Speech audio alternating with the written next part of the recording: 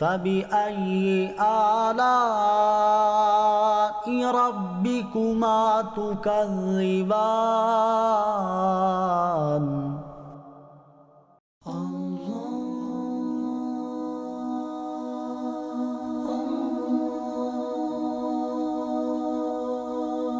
الله رحمن الله رحيم الله رحمن الله رحيم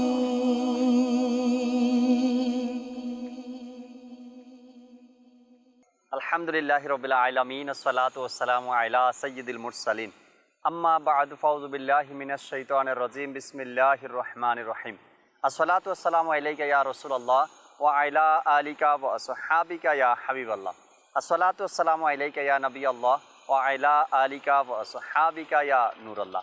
মাদানী চ্যানেলের দর্শক শ্রোতা, অনুষ্ঠানে একটি নিয়ামত নিয়ে আজ আলোচনা করব, যা আল্লাহ তাবারক ওয়া তাআলা মানুষের জন্য খাস করে দিয়েছেন। যে নিয়ামতটা অনেক মানুষ ব্যবহার করে, অনেক মানুষ ব্যবহার করেন, অনেকে জানে, অনেকে জানে না। ইনশাআল্লাহ তাআলা আজ যেমন একটা লোকেশনে দাঁড়িয়ে আছি, আর আপনারা টিভি স্ক্রিনে দেখতে পাচ্ছেন যে আমার সাইডে, আমার ডানে, আমার বামে বা আমার পিছনে পরিচিত কিছু জিনিস দেখা যায়। হ্যাঁ, কিন্তু এই নিয়ামত সম্পর্কে আমাদের অনেকের জানা নেই। আজকে জানার চেষ্টা করব। নবী রাহমাত শফি উম্মাত সাল্লাল্লাহু তাআলা আলাইহি ওয়াসাল্লাম ইরশাদ করেছেন, যে ব্যক্তি প্রতিদিন আমার উপর 50 বার করে দুরূদ শরীফ পাঠ করবে, কাল কিয়ামতের ময়দানে আমি তার সাথে মুসাফা করব। সাল্লু আলাল হাবিব সাল্লাল্লাহু তাআলা আলা মুহাম্মদ সাল্লাল্লাহু তাআলা আলাইহি ওয়াসাল্লাম। দর্শক শ্রোতা, এমন একটা জায়গায় দাঁড়িয়ে আছি, আপনারা হয়তোবা শুনলে অবাক হবেন। আমার দেশ সোনার বাংলাদেশ। সোনার বাংলাদেশের কোনো তুলনাই হয় না। আমরা সর্বোচ্চ গরম কতটুকু দেখেছি বাংলাদেশে, এখানে যে গরম আছে সেটা আপনার চিন্তার বাহিরে। তবে এ বিষয় নিয়েও আপনাদেরকে একটি পর্ব উপহার দেওয়ার চেষ্টা করব। আল্লাহ তাআলার নিয়ামতের যে অনুষ্ঠান করছি, কোন নিয়ামতকে অস্বীকার করবে? এই অনুষ্ঠানের মধ্যে এই যে রোদের তাপ, গরম, এটা নিয়ে একটি পর্ব করার ইচ্ছা আছে। যদি সময় হয়, সুযোগ হয়, অবশ্যই আপনাদেরকে দেখাবো। এখন যেখানে দাঁড়িয়ে আছি দর্শক শ্রোতা, 45 ডিগ্রি সেলসিয়াস গরম চলতেছে। 45 সেলসিয়াস গরম চলতেছে এখানে। আর এই গরমের মধ্যে মানুষ কতটা পরিশ্রম করে, কতটা কষ্ট করে, কতটা সফলতা অর্জন করার জন্য কাজ করছে, সেটা হয়তো বা আশেপাশে আপনারা দেখবেন, বা এই অনুষ্ঠানের কিছু ভিডিও ফুটেজ আপনাদেরকে আমরা দেখানোর চেষ্টা করব।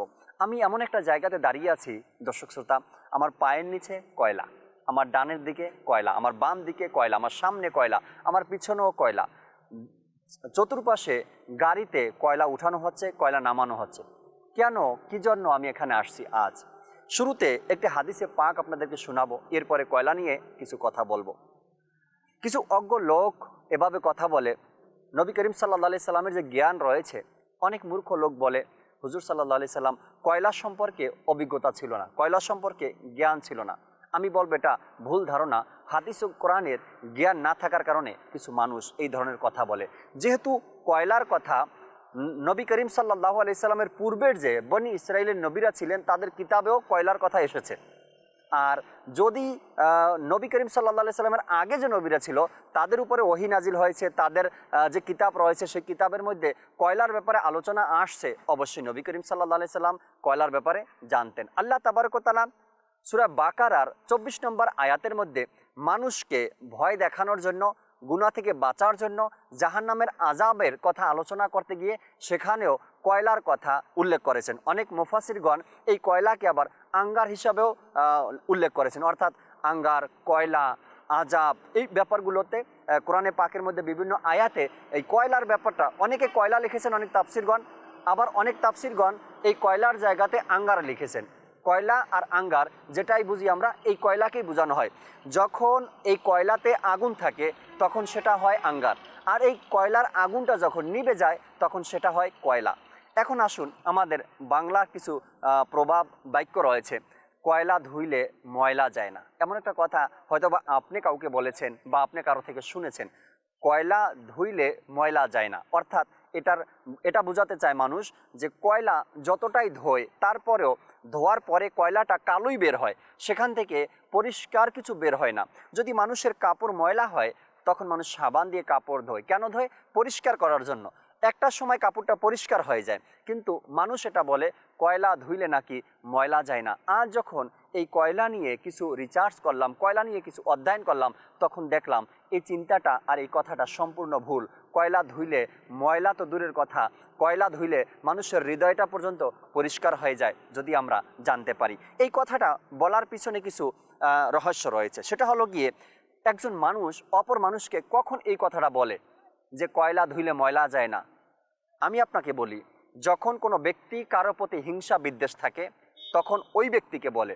যে ব্যক্তির প্রতি হিংসা বিদ্বেষ থাকে তাকে বলে বাদ দাও তার কথা, সে এমন মানুষ, বুঝালে কাজ হবে না, কয়লা ধুইলে ময়লা যায় না। মনে রাখবেন, এই কথাটা আপনি কোন অ্যাঙ্গেল থেকে বলেছেন, কোন দিক থেকে বলেছেন, কেন বলেছেন? এমনটা তো নয় আপনি এটা ভাবছেন আমি তার চেয়ে উত্তম, এমনটা তো নয় আপনি ভাবছেন যে আমি পরিষ্কার, আমার হৃদয় পরিষ্কার, আমার অন্তর পরিষ্কার, আমি ভালো মানুষ, আর সামনের ব্যক্তি যে ভুল করছে, যার দ্বারা ভুল হচ্ছে, আপনি তাকে বলছেন কয়লা ধুইলে ময়লা যায় না। অর্থাৎ তাকে যতই বোঝানোর চেষ্টা করো সে বুঝবে না, তার মধ্যে বুঝ নেই। এমনটা যেন না হয় এই অহংকারের কারণে আর এই আত্মগৌরবের কারণে আপনার আমার চিরস্থায়ী জাহান্নাম ঠিকানা যেন না হয়। দর্শক শ্রোতা, এখন আসি কয়লার ব্যাপারটা। কয়লা এমন একটা সম্পদ, কয়লা এমন একটা আল্লাহ তাবারক ওয়া তাআলার নেয়ামত, যা অধ্যয়ন করলে আপনি অবাক হয়ে যাবেন আল্লাহ তাবারক ওয়া তাআলা এই কয়লার মধ্যে কি রেখেছেন। কয়লা দুই প্রকারের হয়ে থাকে। এক প্রকারের কয়লা যেটা আল্লাহ তাবারক ওয়া তাআলার পক্ষ থেকে নেয়ামত, খনিজ পদার্থ আল্লাহ তাআলার পক্ষ থেকে নেয়ামত। আর এই কয়লাটা পাহাড়ের ভিতরে গুপ্ত ধন হিসাবে আল্লাহ তাবারক ওয়া তাআলা দিয়ে রেখেছেন। অনেক দেশের মানুষ অনেক দেশে সেটা জানে না বা খুঁজে পায় না, কিন্তু এটা পাহাড়ের মধ্যে গুপ্ত ধন। আজ আপনাদেরকে ইনশাআল্লাহ তাআলা কয়লা দেখাবো। আপনারা হয়তো বা নিজের এলাকাতে, নিজের বাড়িতে, নিজের চুলাতে কয়লা দেখেছেন। আজ যে কয়লা আমার সামনে, আমি যে কয়লার মধ্যে দাঁড়িয়ে আছি, এই কয়লাগুলো আল্লাহ তাআলা দেয়া নেয়ামত। পাহাড় থেকে বের করে তারা এখানে জমা করে, আর এখান থেকে যেখানে বিক্রি করার দরকার সেখান থেকে গাড়ি এসে কয়লা নিয়ে যায়। আজকে কিছু কয়লা আপনাদেরকে আমি হাত দিয়ে ধরে দেখাবো কয়লার অবস্থা কেমন, কত বড় সাইজের কয়লা হয়। আর দ্বিতীয় প্রকারের কয়লা হলো কাঠ কয়লা। কাঠ কয়লা কোনটা? যেটা আমরা চুলার মধ্যে দিয়ে কাঠ রান্না করার পরে সেই কয়লাটা পুড়ে একটা অবস্থানে চলে আসে, তখন সেটা হয় কয়লা। আর এই কয়লাকে যখন কেউ আগুন ধরায়, যেটা আমি একটু আগে বলছি, স্বর্ণকারের দোকানে আপনারা অনেক আগের লোক যারা আছেন তারা দেখেছেন, স্বর্ণকারের দোকানে তারা আগুন ধরায়, আগুন জ্বালায় কয়লা দিয়ে। ওই কয়লাটা যখন পুড়ে যায় তখন হয় সেটা ছাই। প্রথমে থাকে গাছ, সেটা রান্না করার পরে পোড়ার পরে হয় কয়লা, কয়লাটা পোড়ার পরে হয় ছাই। আর এটাও অনেক সময় কাজে লাগে। যারা গ্রামগঞ্জে বসবাস করে অনেক মুরব্বীদেরকে এখনও দেখা যায় সকালবেলা উঠে চুলার মধ্যে হাত দেয়, সেখান থেকে কয়লা বের করে দাঁতে ডলা মারে, এরপরে অজু করতে বা মুখ ধুতে চলে যায়। কয়লা দিয়ে দাঁত পরিষ্কার করা অত্যন্ত ভালো একটি কাজ, আর এটা পরিষ্কারও বেশি হয়। আপনি যাই ব্যবহার করেন না কেন, ওষুধ, ছাই, এর মধ্যে কয়লাটা আপনার যে রয়েছে পরিষ্কার, দাঁত পরিষ্কার করার ক্ষেত্রে ভালো, উপকারী এবং দুর্গন্ধও দূর করে। এখন মেসওয়াক যদি করতে পারেন সেটা তো আরও ভালো কথা, কিন্তু আমি কয়লা দিয়ে দাঁত মাজার কথা বলছিলাম। এখন এই যে দুই প্রকারের কয়লা, একটা হলো গিয়ে পাহাড়ের ভিতর থেকে আল্লাহ তাবারক ওয়া তাআলার দেয়া নিয়ামত, আর দ্বিতীয়টা হলো নিজেরা বানানো কয়লা। এর মধ্যে পার্থক্য কি? যারা এই বিষয় নিয়ে গবেষণা করেন কয়লা নিয়ে, তারা বলেন যে আল্লাহ তাবারক ওয়া তাআলার দেয়া যে নিয়ামত রয়েছে পাহাড়ের ভিতরে, এটা দিয়ে অনেকগুলো কাজ করে মানুষ, অনেকগুলো কাজ করে। কয়লা ছাড়া দেশ চালানোটা, কয়লা ছাড়া নিজের জীবনটা চিন্তাভাবনা করাও অনেকে বলেছেন কঠিন হয়ে দাঁড়ায়। হয়তো বা আমরা কয়লা ব্যবহার করি না, এ কারণে আমরা জানি না, কিন্তু দেশ যারা পরিচালনা করে তারা জানে দেশ পরিচালনা করার জন্য, গ্যাসের জন্য, কারেন্টের জন্য, দেশের জন্য কয়লা কত বড় এক উপকারী জিনিস। যে দেশে কয়লার খনিজ আছে তারা একমাত্র বুঝতে পারে এটা কত বড় আল্লাহ তাবারক ওয়া তাআলার এক নেয়ামত। মাদানী চ্যানেলের দর্শক শ্রোতা, আল্লাহ তাআলার দেয়া যে নেয়ামত, দুইটাই আল্লাহ তাআলার দেয়া নেয়ামত। যেটা খনিজ আছে, যেটা পাহাড়ের ভিতরে গুপ্ত ধন রয়েছে, সেটা যখন মানুষ খুঁজে বের করে, আর এটা অনেক অনেক ফলদায়ক এবং অনেক কাজে আসে, অনেক প্রকারের কাজে এটা আসে। এখন পার্থক্য যে জিনিসটা রয়েছে দর্শক শ্রোতা, আমরা যেটা নিজেরা তৈরি করি, গাছ পুড়ে যখন কয়লা হয় সেটার দাম, সেটার রেট, সেটার গুণাবলী একটু কম। আর আল্লাহ তাবারক ওয়া তাআলার দেয়া যেটা পদার্থ রয়েছে, যেটা খনিজ পদার্থ রয়েছে, যেটা পাহাড়ের মধ্যে গুপ্তধন রয়েছে, সেটার মূল্য বেশি এবং সেটার চাহিদাও বেশি। কারণ হলো গিয়ে ওইটা যেটা পাহাড়ের মধ্যে থেকে বের করা হয়, দর্শক শ্রোতা নিজ চোখে যখন দেখলাম আল্লাহ তাআলার নিয়ামত কাকে বলে। পাহাড়ের মধ্যে ছোট্ট একটা দরজা, অনেক বড় পাহাড়। আমি জিজ্ঞাসা করলাম আপনারা বুঝলেন কেমন এটার মধ্যে কয়লার খনি রয়েছে? তো তখন তারা বলল যে কয়লা যারা খুঁজে, যারা বিশেষজ্ঞ রয়েছে, তারা এখানে আসলে এখানের মাটি থেকে তারা বুঝতে পারে এই পাহাড়ের মধ্যে কয়লার খনি রয়েছে। তখন তারা পাহাড়ের ভিতরে 1 কিলোমিটার পর্যন্ত রাস্তা বানায়। রাস্তা বানানোর পরে এরপরে গিয়ে সেখানে ভিতরে গিয়ে তারা কয়লা পায়। আচ্ছা, কয়লার ভিতরে যাওয়ার জন্য ছোট্ট একটা দরজা বানানো থাকে। একজন মানুষ হয়তো বা সোজা হয় দাঁড়াতে পারবে না, যেতে পারবে না। যদি সম্ভব হয় এই অনুষ্ঠানে আপনাদেরকে তাও দেখাবো কয়লা যে পাহাড় থেকে বের করে সেই রাস্তাটা কতটুকু এবং কত ছোট। এরপরে ভিতরে যায় মানুষ, ভিতর থেকে কয়লা বের করে নিয়ে আসে, গাড়িতে উঠায়। এরপরে তাদের যেটা আছে নিজের কারখানা বলেন বা যেখানে তারা কয়লা জমা করে সেখানে নিয়ে আসে, এখান থেকে মানুষ কয়লা কিনে নিয়ে যায়। দর্শক শ্রোতা, আজ আমি আপনাদেরকে ইনশাআল্লাহ তাআলা পাহাড়ের ভিতর থেকে যে কয়লা বের করে নিয়ে আসে মানুষ, সেটার ধরন কেমন, দেখতে কেমন, এই বিষয়গুলো আপনাদেরকে দেখাবো। সাল্লু আলাল হাবিব সাল্লাল্লাহু তাআলা আলা মুহাম্মদ সাল্লাল্লাহু তাআলা আলাইহি ওয়াসাল্লাম।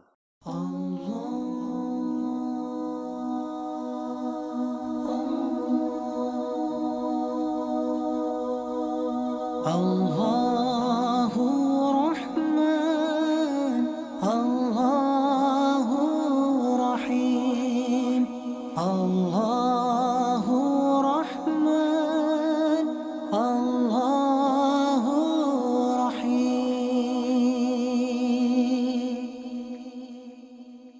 মাদানী চ্যানেলের দর্শক শ্রোতা, আজ একটা ভিন্ন ধরনের জিনিস আপনাদেরকে দেখাবো কয়লা, কিন্তু কয়লার মধ্যেও যে এক ভিন্নতা রয়েছে, কয়লার মধ্যেও যে এক সৌন্দর্য রয়েছে, তাও আপনাদেরকে দেখানোর চেষ্টা করব ইনশাআল্লাহ তাআলা। এখানে যে পাহাড় থেকে কয়লা বের করা হয়, আর কয়লা বের করে দর্শক শ্রোতা এখানে এসে জমানো হয়। এখানে এই জন্য জমানো হয় যে যারা কাস্টমার আছে, যারা এখান থেকে নেওয়ার, তারা এখান থেকে নিয়ে নিবে। আর তারা যারা মালিক পক্ষ আছে, তারা পাহাড় থেকে কয়লাগুলো এখানে নিয়ে এসে রাখে। হয়তো বা আপনারা টিভি স্ক্রিনে দেখছেন এখানে যে কয়লাগুলো আছে দর্শক শ্রোতা, এর সাইজ দেখলে মনে হবে যে পাথরের মতো, অনেক বড় বড় দেখতে লাগে, পাথরের মতন, কিন্তু এটা পাথর নয়, এটা কয়লা। আল্লাহ তাবারক ওয়া তাআলার দেয়া এক দান।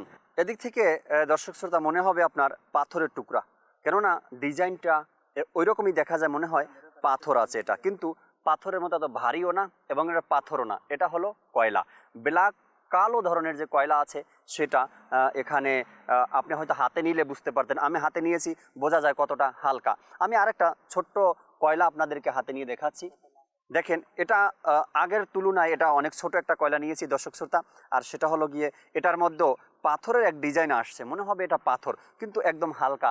কয়লা যেভাবে হালকা থাকে আপনারা নিজে অনুভব করতে পারেন, তেমনই হালকা একটা জিনিস এটা কয়লাটা, কিন্তু দেখতে পাথরের মতো হয়।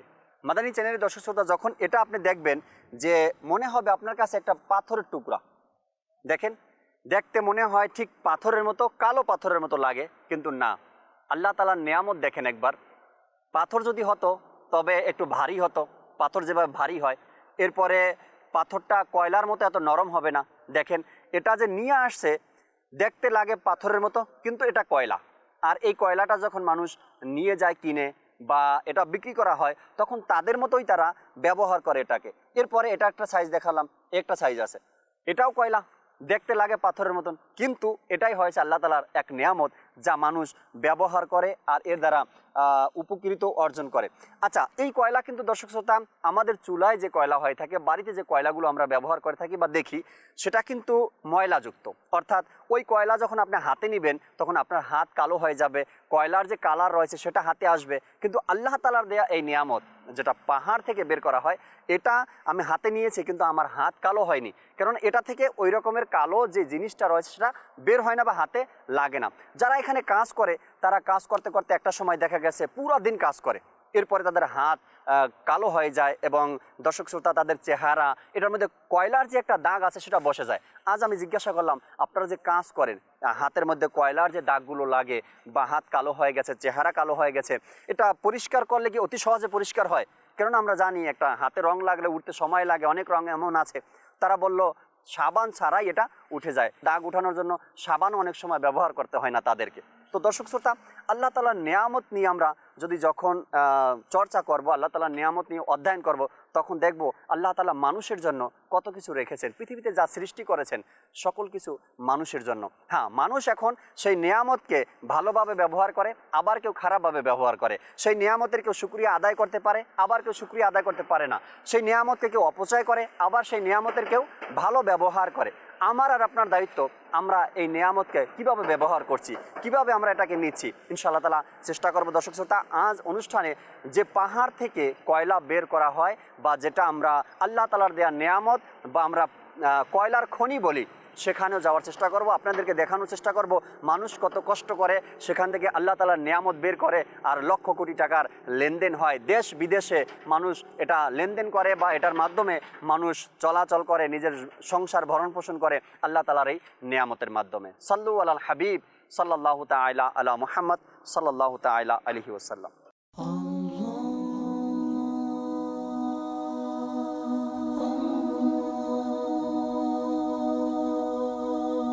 Allahu Rahman, Allahu Rahim, Allahu Rahman, Allahu Rahim.